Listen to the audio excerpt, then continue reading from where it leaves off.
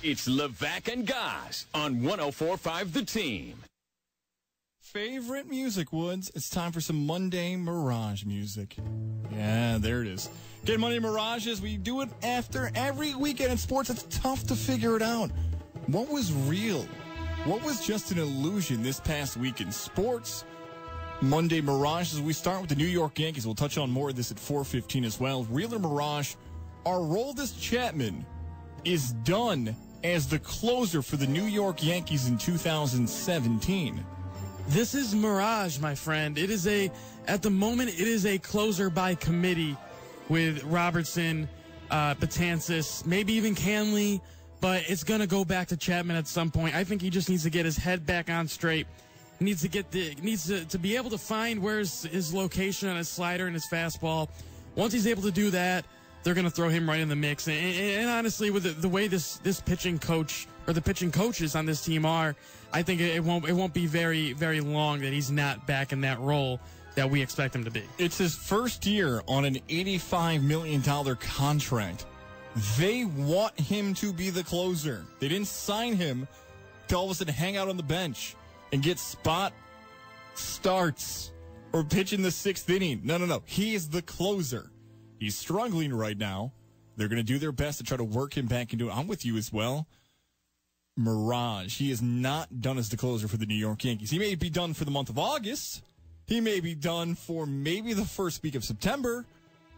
But you're going to see Aroldis Chapman close again. Girardi's going to give him another chance. The organization's going to give him another chance, just not right now. Real or Mirage, Josh McCown not playing this weekend in preseason game number 2 for the New York Jets means he won't be playing week 1 as the starter in the regular season. That is a big old mirage, my friend. He will be the starter for the Jets week 1. There's no way with the 2 guys that they have behind him, there's no way they could put one of those guys out there week 1. Honestly, I don't think they should put either of them out there until at least week 8 after you know what the season looks like. Josh McCown, he's a veteran. He's done this a bunch of times in his career. He's sat out preseason games before when he was looked at to be the starter. I just think this is a keep the guy healthy type move. Josh McCown will be your starter for the Jets week 1.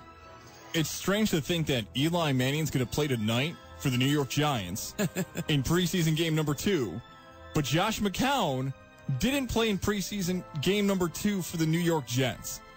So out loud, that sounds like Josh McCown is more valuable to the New York Jets than Eli Manning is to the New York Giants. The theory, again, I don't agree with that, but out loud, that's what it sounds like. Right, again, Eli's a better quarterback than Josh McCown. Please don't twist my words or put it a different way. But just understand that's what's happening in real life right now. So back to the question, will he not be the starter week 1? I'm with you as well. It's a mirage. He didn't become a worse quarterback because Bryce Petty and Christian Hackenberg played. They just didn't play him. He is valuable somehow to the Jets. We were at Jets practice 1 week ago today. Those guys didn't get any first-team reps, at least what we could see. And we watched a lot of 7-on-7 and 11-on-11. They weren't getting first-team reps. Then later on, about 48 hours after we left Jets camp, they were giving Hackenberg first-team reps. Take the reps for what they are. Those guys got a ton of action.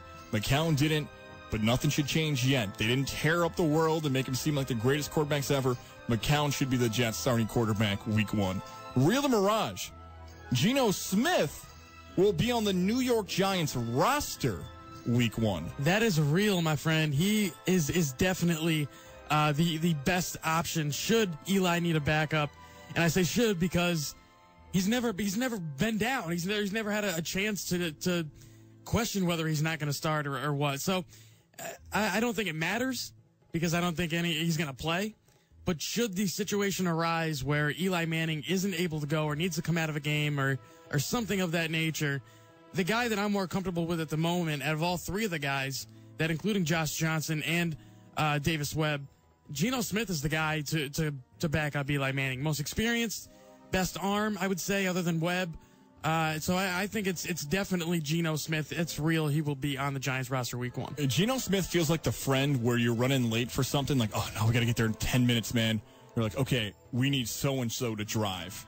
Now, they take the wheel. 2 things are going to happen. Either you're going to get there or you're going to crash your car, okay? They're going to drive really, really fast, and it might work out, and they've had some good moments as a driver, or they're going to hit a tree, or they're going to bump into a car, or you're going to be nervous for your life when you're driving your car. That's what Geno Smith is. He's more likely to lose the job than Josh Johnson. He can go out tonight and throw 2 interceptions. He can go out tonight and miss a coverage for his offensive line and have them blame him for it.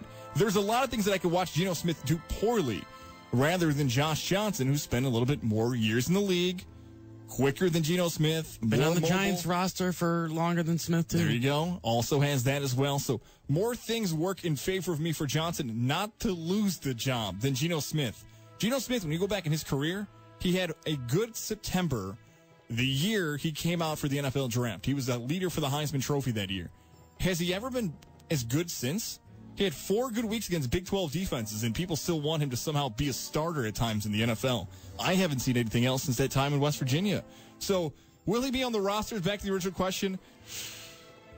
I'm going to go with Mirage. Wow. I think Josh Johnson's more likely to beat him out for the spot because Geno Smith's more likely to lose the spot by his own play. Real or Mirage, Zay Jones, the wide receiver for the Buffalo Bills, will be the team's leading wide receiver touchdown catcher for the 2017 season. So I said touchdown catcher because that can also count running backs and tight ends. Zay Jones, touchdown leader, real or Mirage? I'm going to say, I want this to be real, but it's Mirage. It's going to be Jordan Matthews. Jordan Matthews, I think, even though he is a guy that has a lot more, he has dropped the ball, no pun intended. He has dropped the ball quite a bit in his career as far as being able to secure the ball and get on with it and get those yards after the catch. Zay Jones, I can't side with the rookie yet. So I'm going to go with a guy that I know is a proven commodity and who has a knack for getting those yards after the catch and getting into the end zone. I'm going to go with Jordan Matthews as the leading touchdown man for the Bills. No, stop agreeing with me. That's also Mirage. Here's the thing about Zay Jones. Zay Jones, one of my favorite athletes I've ever interviewed. Very polite.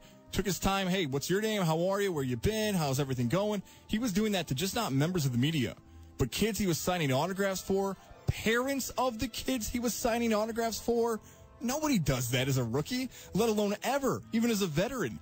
Zay Jones is mature beyond his years, but his offense at East Carolina, where he set a single-season receptions record in NCAA history, was take the ball and throw it to the wide receiver. And not a slant route, not a go route, just literally split screens all day, reception after reception after reception. Not sure that same style of offense is going to be skilled towards him or anything like that for him. And even those types of offenses, that's not an end zone type of offense. That's just not how it is. So I also would go Jordan Matthews, bigger, stronger. McDermott had bigger wide receivers at Carolina. It all makes sense there. 2 more for you. Real or Mirage? Roger Goodell has signed an extension. We do know that for the 2024 season. Roger Goodell will be the commissioner of the National Football League in the year 2024. That is real, man. Until there's a money decrease as far as the NFL losing money in a big way, this guy's there's no way they're gonna get rid of him. The owners are not gonna get rid of a guy that's making them money, and a lot of it. He's made in excess of $8 billion. I added on to total revenue since he started in 2006. That's 10 years, $8 billion in growth. That's disgusting. Who would have thought that would happen? I don't know, but he's made the league better. He really has. As much as we criticize him for the dumb decisions he's made as far as players go and domestic violence and concussions and stuff like that, he's done well for the growth of the game. And until the owners start making less money, he's going to stay in that position. That is real. He will be there. I'm going with you as well. Real, he'd be 65 years old by the time 2024 rolls around. So still relatively young. Yeah, relatively young when it comes to the sense that, maybe he does that contract and he retires after. He does one final year in 2024 and then he moves on for 2025. He does something else after that. I got a tweet earlier from Scott, and Scott wrote, we discussed about commissioners and where Goodell's legacy stacks up with the ones of the last 15 to 20 years. He wrote, your take on David Stern was overblown. Stearns includes Magic, Bird, Jordan, and Television Boom. Oh, he deserves credit for all that, no doubt. He deserves credit for how players play. No, he elevated the play of those guys. Like, he put his stars in the forefront, which the NBA has done better than anybody else when it comes to promoting the superstars. He's a businessman is what he is. Sure, but there's nothing wrong with that. But we have to remember this about Stern and Seelick and Manfred. what happened in their tenure, and Manfred really had no issue when it came to this in the sense that he wasn't the one who brought the problem onto the league. It was Selig. That people questioned the integrity of the league. That's what happened in those two sports. I don't think people are questioning the integrity of the NFL when it comes to what's happening on the field. Hockey, same thing. No one's questioning the integrity of what happens in the game, but they can't find the game anymore. They're on Versus. They're on the NHL Network. ESPN doesn't promote them. CBS doesn't promote them. That's the difference there with Goodell, Bettman, Silver now, and Stern, and all the other commissioners of the four major sports. Last one, real or mirage? The solar eclipse was better than the hype. I think that's a mirage, man. One being that we didn't really go out and see it. Oh, no. We watched it That's on true. TV. Yeah, we did watch it right on here TV. in the studio. Yeah, we did. I thought it was gonna be darker. I was expecting some, like what's that Vin Diesel Pitch Black. You ever see Pitch Black? I have not seen Pitch Black, but I have an it's idea. an old one. It's an older one. I assume it would be dark.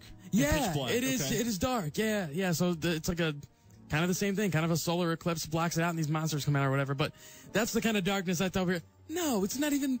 This was nothing near what I thought it would be. It was actually quite boring. Yeah, I thought it was going to be the nighttime here, and we're like, whoa, sure. At least it didn't happen where we are right now in Schenectady. Maybe it happened where you're listening. Maybe you love the solar eclipse, but Woods, I'm with you too. It's a mirage. I thought it was going to be something different. Could you imagine living in like I don't know, the 1800s, and then a solar eclipse happens out of the blue? People must have been freaking out. Dude, they must have thought it was the end of the world. Because I'm sure with like sundials and stuff, they could figure out things with planets and moons and all that because they had nothing better to do. They had no television, so they probably worked on that all day.